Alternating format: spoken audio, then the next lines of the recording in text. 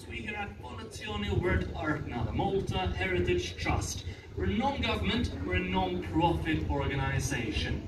We do these firings in order to raise funds for the restoration of historical sites around the island, which of course includes the battery. We maintain and we take care of this place. We do the same, for example, the Scars Wallroom. Ayan sila sa taas, guys. Tunnels, the Malta Forum Museum. Kasi kami ay nagbayad ng entrance, kaya dito kami sa loob. Galing na kami sa mga... Ayan si Christy. Guys. Yes, ito po ang Balete, Malta. Napaka-sobrang ganda, guys. Ayan po, tingnan nyo po. Sa amin talaga. Ang ganda.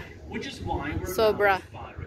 Sulit. Kaya guys, update kayo sa aking YouTube channel, Bing Raga. Ayan po.